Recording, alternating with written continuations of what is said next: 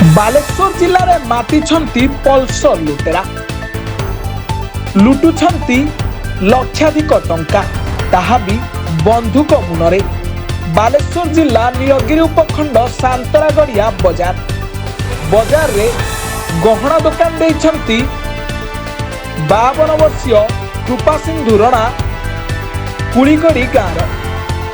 सबुदिन परी राति रे गहना दुकान बंद करी स्कूटी रे घर को फेरुथिले। फलो करथिले पल्सर लुटेरा।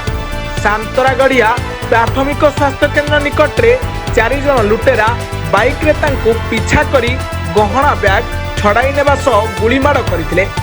व्यवसायी जनक अल्प के बर्ती जाइथिले सत उक्त बैग रे थिबा 50 लाख ऊर्ध्व टंकार सुना गहना सह नगद टंका रहितिबा बैगटी को लुटि नहीं लुटेरा।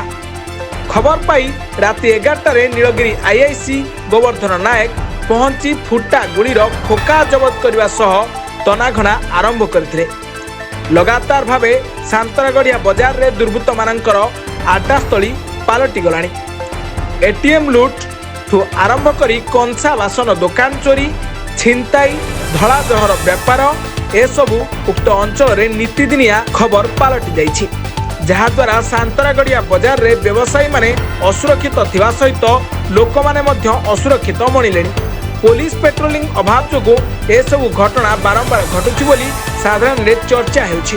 तेबे देखिबाकू बाकी रहिला आगकू एसबू प्रति प्रशासन केते गुरुत्वर सह नेउछि ओ पुलिस पेट्रोलिंग हेउछि कि नाही। बालेश्वर जिल्लारू स्वतंत्र प्रतिनिधि देवाशीष दासଙ୍କ रिपोर्ट ब्लैकेट न्यूज ओडिया।